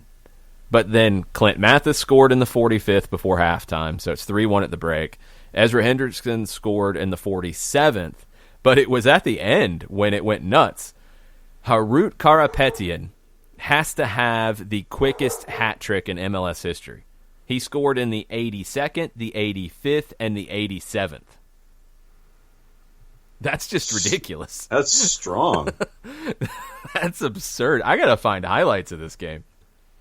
Yeah, Karapetian, I love watching Karapetian play. I love watching Cienfuegos play. Being a kid who was born in LA, I kind of gravitated to the Galaxy when they would be on the air. But yeah, I just loved seeing Mauricio Cienfuegos and then Karapetian. Yeah, those were the two guys that I followed. So Karapetian came in the 77th minute and had a hat trick. Sweet. Jeez. Cienfuegos had 3 assists. Joey Franchino had 3 assists. Martin Machon, who played 26 minutes, he came on for Cienfuegos in the 64th. He had 2 assists. Good grief. Yeah, we got to find highlights of that one. Yeah, 4 goals in the final 10 minutes of the match. I think that's a future watch along if we could find it. I would be willing to bet that whole game is not available anywhere. I don't even know if there's highlights. There need to be. MLS Digital, hey, if you can find this one in the archives, please bring this one back to life. Yeah, on the anniversary date, bring it back to life. Yeah, June 4th. We'll probably still be in quarantine, so go for it. Number 16 on my top 20 was the 2014 Sounders. That's my number 1 Sounders team. I know Katie mentioned them being as one of the most consistent. They are, but they didn't have any teams that just stood out and blew you away. And the 2014 team did a double, but they didn't win MLS Cup. They did the Supporters' Shield and Open Cup double. They just couldn't get over the hump in those days. Those early Sounders teams were really good, but they couldn't get past the Galaxy more than anybody in the playoffs. They just kept losing out to the Galaxy, and this year was another one where they lost to the Galaxy on away goals, 2-2 on aggregate, and the Galaxy went on to the final, and they won the final. Bruce Arena had Siggy Schmid's number with that team, but that Seattle team, they scored 65 goals in 2014, but they conceded 50, which is a lot for a Supporters' Shield winning team. But when you've got Obafemi Martin scoring 17 and having 12 assists, and Clint Dempsey scoring 15 and having 7 assists. And then, yeah, by the way, Lamar Nagel with 9 goals and 7 assists. One of the best, maybe forgotten seasons in MLS history. Chad Barrett chipped in with 7. Marco Papa with 6. I mean, it was a team with a ton of firepower. And Stephen Fry, we know his ability to make the big save, but conceding 50 goals in 34 games, wow. That's a lot for a Supporter Shield winning team. But, they just couldn't get past the Galaxy. They got by the first round. They really struggled in the postseason period. They drew twice with Dallas in the conference semifinals, but one of those draws was a 1-1 draw on the road, so they went through on away goals. Well, then away goals came back to bite them in the second series with the Galaxy. They lost 1-0 at the Galaxy, I guess it would have been the Home Depot Center at that time.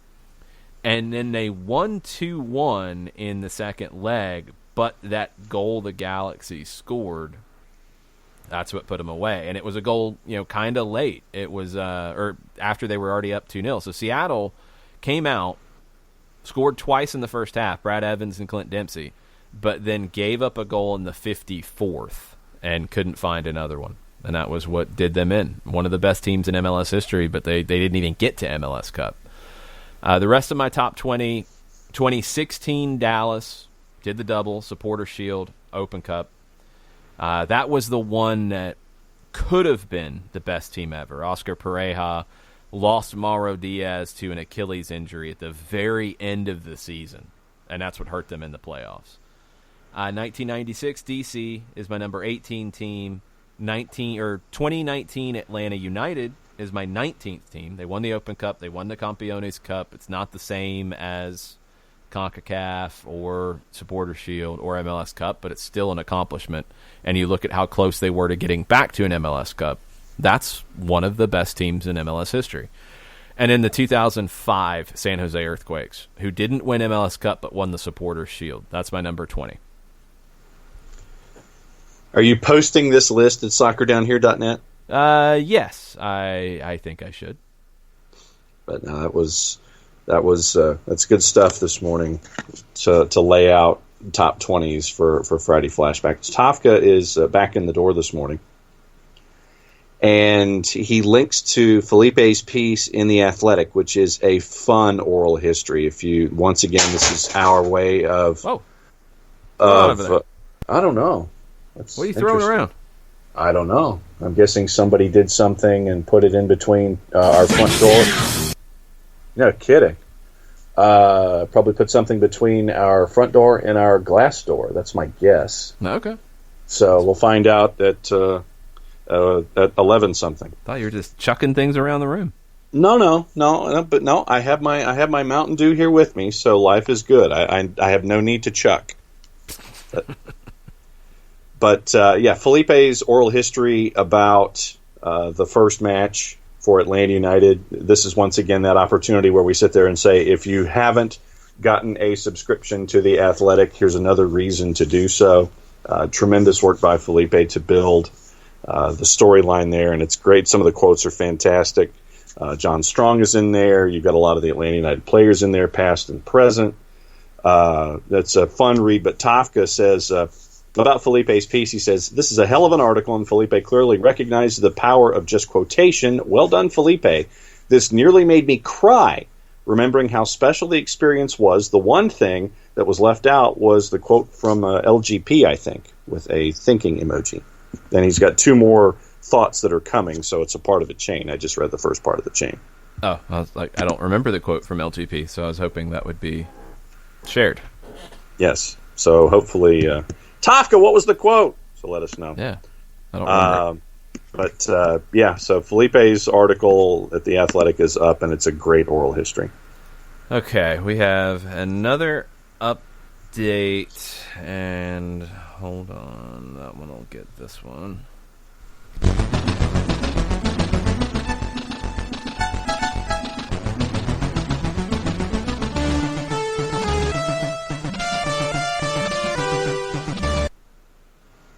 What does that mean, John? 8-bit breaking news. What's going on? No. Where did the news come from? What, is that Germany? No. What website? What website? Let me do it this way.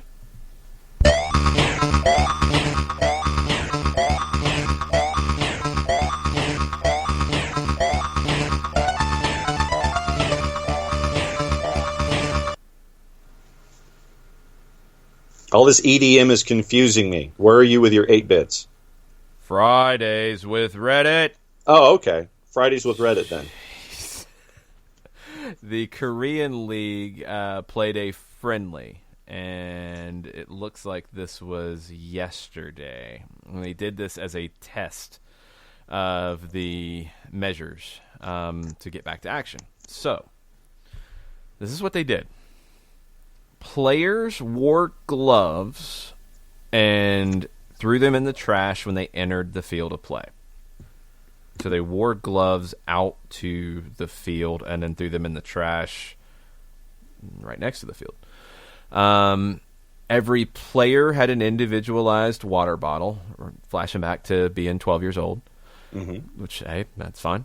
The players who were not playing, who were on the bench, had masks on, and interviews were conducted with social distancing. Journalists were there, and the shot is, think of the journalists in the stands. Now, the one thing about it that jumps out to me when I look at this picture is the journalists are not practicing social distancing, but they are socially distanced from the person speaking to them, which I'm assuming is a manager. Okay.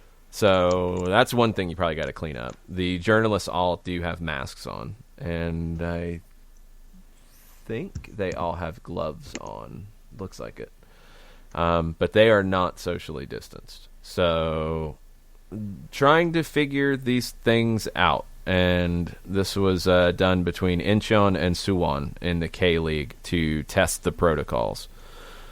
So there you go. I mean, we're getting closer to these things. Oh, yeah. You know, we talked about it kind of joking earlier, but we have another one.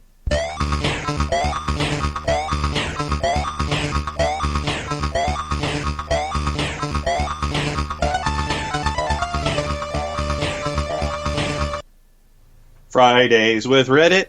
Good job.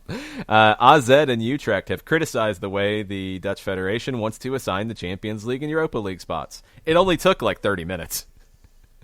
I mean, jeez. That's the whole problem with all of this, y'all. Like, we're just going to stop the season. All right, now everybody's going to riot. Yep. Because there's valid reasons for rioting. You know, you're not finishing the season out, so how do you determine these things? People didn't play a balanced schedule. So, you know, how do you determine it? How do you figure this out? There's not an easy way. So people are going to complain / file injunctions / sue, and there you go. Tafka continues his he posted his other two thoughts. Gracias, Tafka. LGP said how shocked LGP was to see all the fans clapping and applauding after the loss. LGP commented on how foreign that reaction was to him. He was used to whistling. I remember that, and I remember how proud I was of our fans for recognizing how well we played, and that this day was not about the scoreboard. It was about the sport. It was about the fans. It was about the city. We lost the game 2-1, but we had won a blowout in the sport, and everyone knew it. Yeah, that's good. Yeah, I don't remember where that quote came from. So, I think Felipe wasn't pulling historical quotes in this. This is all fresh interviews. Yeah, it's up-to-date stuff. Yeah, so that's why that quote wasn't included. You mentioned what the friendly or the test case in Korea. Mm-hmm. Daily Mail has a piece out this morning that says Bundesliga stars may have to play in masks with games stopped if they slip off when the season resumes next month, according to leaked documents from Germany's Ministry of Labor. Okay, here we go. Ewan Ivet from the Daily Mail. Leaked documents in Germany from the Ministry of Labor have revealed plans to equip all the players with masks to be worn throughout the entirety of a match. It is also suggested that matches will be stopped if the masks slip off. Players would also be ordered to not touch the masks with their hands during a match, revealed Spiegel Sports. It continues. I'm scrolling down past all of the pop-ups here. That was not meant for effect. According to the documents, both players and officials should wear sport-appropriate mouth-nose protection, in quotes, that should not slip off during sprints, headers, and duels. The reports also proposed each match be stopped every 15 minutes at the latest to replace the masks due to increased breathing volume that will make them unusable much quicker than usual. The mask swaps will be labeled as short game breaks, in which every player should remain 1.5 meters away from each other. The documents went on to claim that any unnecessary contact, such as hugging after scoring goals or small wrangling around the ball, will not be permitted, and the referee can take action. The list of requirements created by the Ministry of Labor have only been drawn up and remain a first draft, in quotes, ahead of the league's scheduled return on May 9. All right. That's one of the dumbest things I've ever heard in my life. Let's go back to the earlier topic about getting back to action. If these are the things that have to be done to play games, then no, don't play games. Because you can't play games with masks on. You can't play games where, what was that last part about jostling around the ball or something? Small wrangling. Small wrangling. That's called football. That's called soccer. That's what happens. The ball's free. You're going to have wrangling. There's lots of wrangling in a game. Wrangling! Lots of wrangling. You can't change the way the game's played. You can't not wrangle. You can't. That's not playing. No, then don't play games. Because then you're still worried about safety. And if you're worried about safety, you do not play games. There has to be an understanding that when you are able to play games, one of the thresholds for being able to do it is for these games to be games. I mean, and games include wrangling. Games don't include masks. Games include hugging after a goal. Games include all of that. If you're going to go to the step of having the game, you can't worry about the other stuff. Like, it doesn't make any sense. Then it's not safe. Then don't play. That's craziness. Now, this is coming from the Department of Labor, right? Yeah. In Germany. Reportedly. Yeah. Reportedly, allegedly. Yeah. Leaked documents, that kind of stuff. It's not coming from anybody who is involved in the sport, because they would probably drop kick this into oblivion. File 13 from the Ministry of Labor, yeah. Yeah, that's ridiculous. And it's also being published because it's ridiculous. You know, I mean, I get it. It gets headlines. It gets you riled up. But no, if that's what it's going to take to play games in Germany in the weekend of May 8th and 9th, then no, you're not playing. You're not ready to play yet. And that's fine. If you're not ready to play yet, hey, you might be ready in 2 more weeks. You might be ready in a month. Like, that's the element of this that I think is getting lost in all of it, is the clubs, the leagues, fans, players, managers, staff, referees, all of it. You want to be able to do your job. You want to be able to watch a game. You want to be able to have these games back. We all want that. And we don't have it right now. And we don't know when we will have it. Some places might have it in a couple of weeks. Some people might have it in a month. Some people might have it in 2 months. Some people might not have it for 6 months. We don't know. And in every country is in a different phase and situation. Every league in our country, every part of the country is in a different phase. And we're going to continue to learn more about all this as we go. But this idea that one, you can play games under those kind of conditions. No, you can't. You shouldn't play. And two, that if you can't play now, then you can never play for 2 years. Both of those are crazy. Like, there are steps to this. It's honestly like driving down the road. We don't have a roadmap. We know where we're trying to get. We want to get back to the closest thing that resembles normal. We all want that. But we are driving to that place, and we don't know where it is. We think we know. We kind of know. We don't have Google Maps. We don't have MapQuest. We don't have one of the old fold-up paper maps that would always rip and mess up. And it was outdated half the time anyway. Rand McNally. Yeah, we don't have Rand McNally helping us. But we kind of know where we're going. We just don't know how long it's going to take to get there, and we don't know what that pathway is going to be. And that's okay. That's where we are.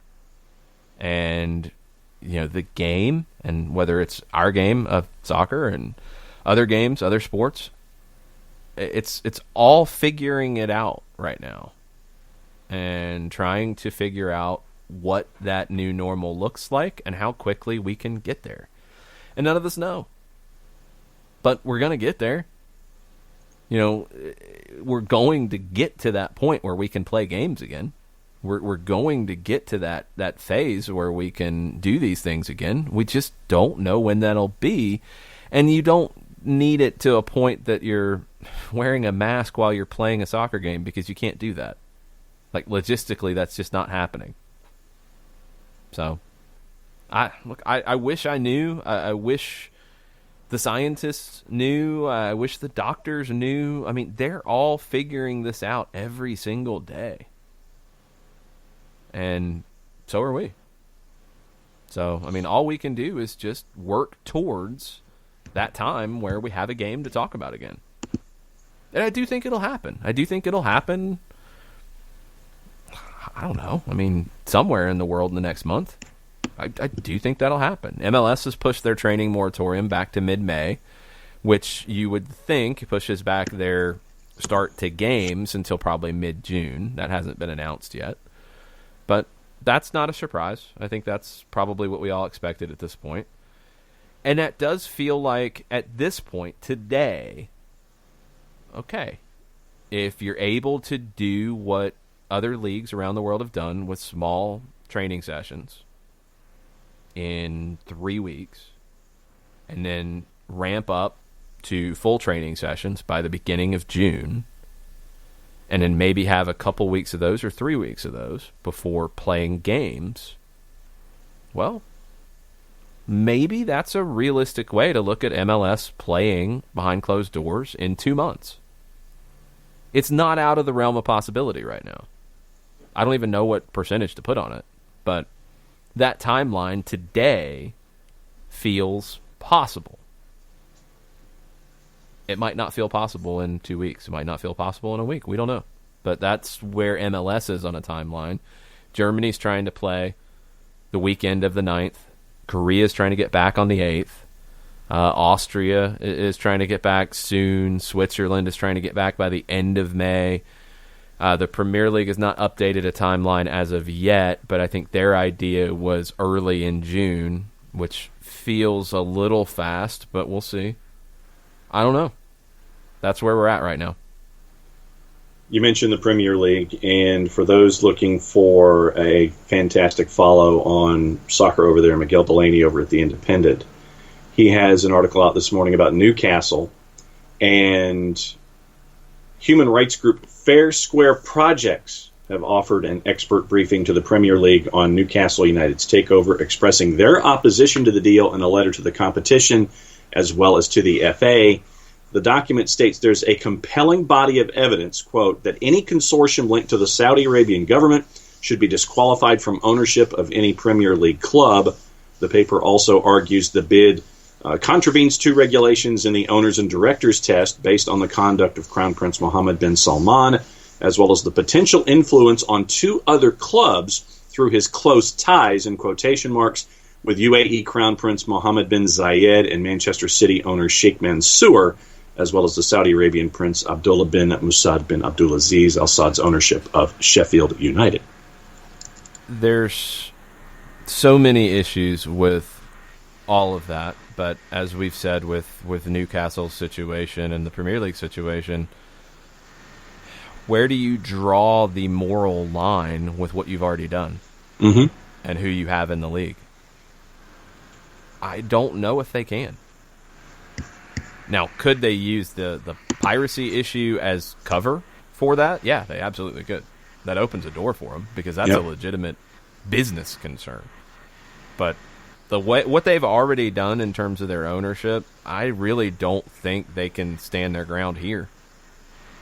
I don't know where that line is. I don't know what's worse. I mean, there's already some people in there that if you were going to start,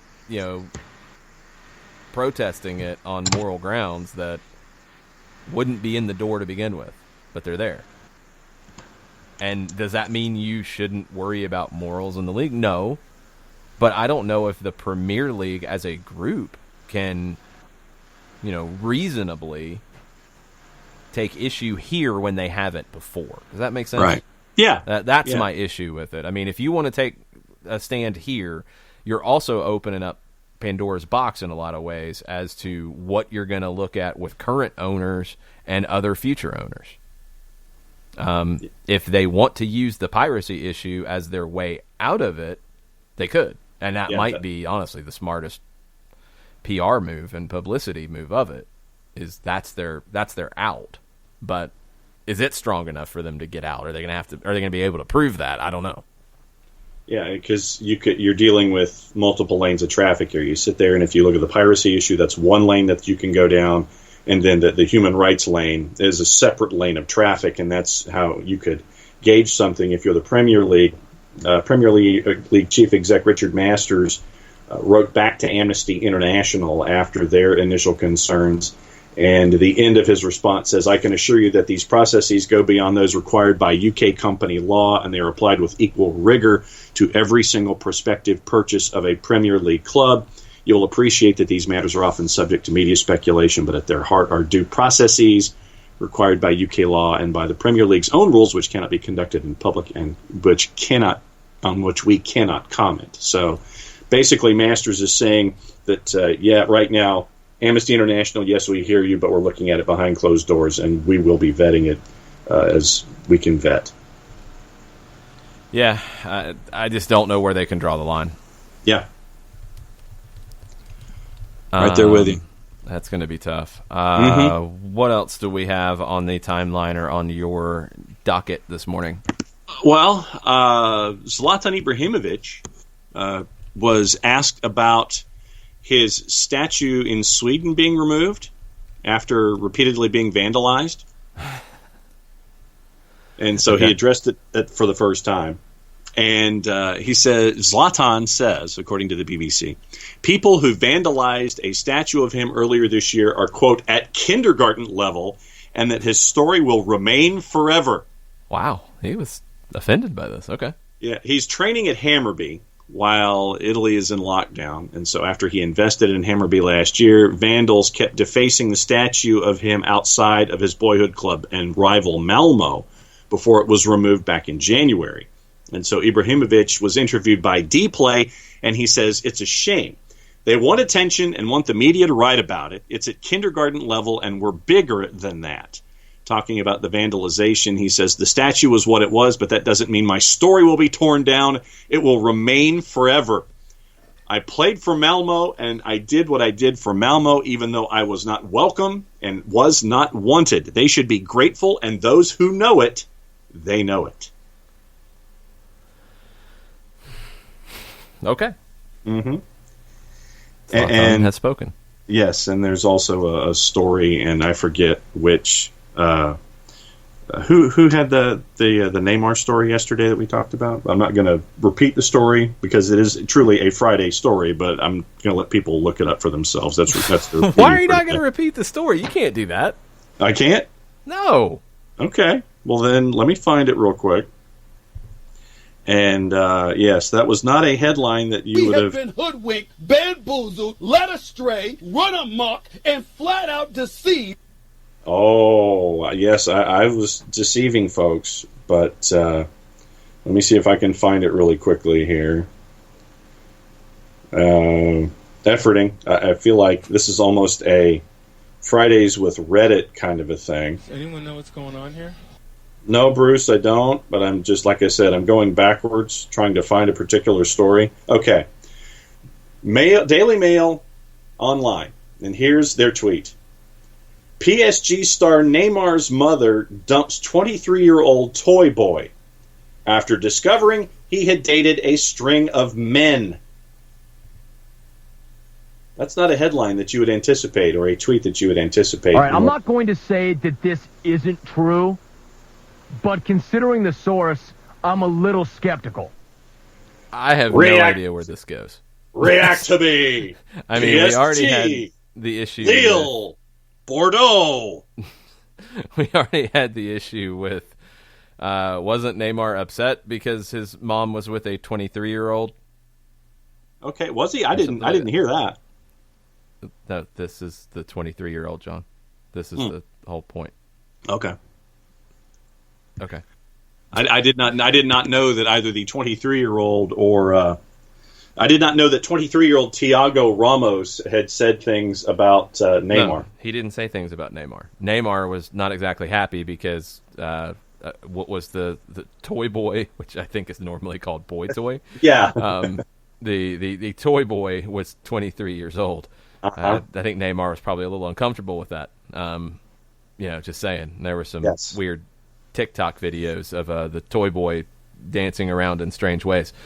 And now the toy boy might be a toy boy for other people? Apparently. Okay. Let's see. Daily Mail, Kishan Vahela. Oh, wow, there's more. Yeah. All right, I'm not going to say that this isn't true. Sorry, Jim. All right, I'm not going to say Jim, that this isn't stop true. your yapper.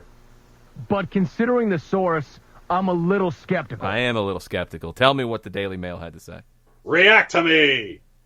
Hello. It appears that Neymar's mom, Nadine Gonçalves, 52, has ended the relationship with 23-year-old Thiago Ramos after discovering that he had dated various men prior to their first meeting. Thiago, who is 6 years younger than Neymar, allegedly dated the PSG and Brazil star's personal chef Mauro before becoming romantically involved with the forward's mother. Whoa. You stop right there. So, the toy boy, now this part I did not know, the toy boy did not just randomly appear on the scene of Neymar's family. First was dating Neymar's personal chef? As PSG chef? What was it? Personal chef. So the toy boy was in the Neymar family circles first dating the chef. Uh-huh. Neymar's chef. Neymar's personal and then chef. Moved on to Neymar's mother. Apparently so, according to the Daily Mail. It has also been claimed that he was dating a famous Brazilian actor and stand-up comedian called Carlinhos Maia. Okay. Reports from Brazil... That is some weird, wild stuff. That is funny. I did not know that would be so funny. Yes! Yes, exactly. So reports from Brazil state that Ramos is a model who is also part of a gaming team named 4K Easy. However, it remains unclear when he began dating Neymar's mother, although Ramos was pictured at the former Barcelona star's lavish birthday party in February. Thiago is now reportedly back with his family in Brazil after being kicked out of Nadine's mansion. He posted a video on Instagram of himself playing a computer game with his mother and sister on Wednesday. The news comes less than a fortnight after Nadine confirmed the relationship after posting a picture of herself cuddling up to Thiago alongside the caption, "The inexplicable cannot be explained. You live it," end quote, followed by a love heart emoji. Neymar then left a heartfelt comment under the post, which read, "Be happy, Mom. Love you." Oh, it gets even better. Oh, there's more. Before he became involved with Nadine, Thiago sent Neymar a message insisting that their paths would cross one day. A message in 2017 from Thiago to the Brazil forward read, quote, Neymar, was you like are... 19 when he sent this? 20, 19, whatever. 1920, yeah. Yeah, okay. Quote, Neymar, you are fantastic. I don't know how to explain the emotion of being a fan of a guy like you. I see you playing, and I'm very motivated. One day, I hope to read this message with you, be your brother, and play together. I know that one day I will meet you because I'm a dreamy boy where I do not give up on my goals, stay with God, very successful and happy. But once they had crossed paths, ODA reporter Fabia Oliveira claimed Nadine had been urged by her family to end the brief romance before eventually doing so. And it says that Nadine was married for 25 years to Neymar's father and agent, but they split up back in 2016. End of article. So I'm just going to end it with this. The Daily Mail, in two different parts of this, called this guy a toy boy. Including the headline. In the headline. Not a boy toy, a toy boy. Which is toy boy. Mm-hmm. And what was the last line there about a dreamy boy? It was during his Instagram quote. He called himself a dreamy boy to Neymar. Because I am a dreamy boy, where I do not give up on my goals. I don't know what's better. Calling yourself a dreamy boy to Neymar when I don't know what his goals were, and I'm a little disturbed by his goals. He's just a sexy boy. He's not Shawn Michaels. He's a toy boy and a dreamy boy, a self-described. I think that the verb glom comes to mind here.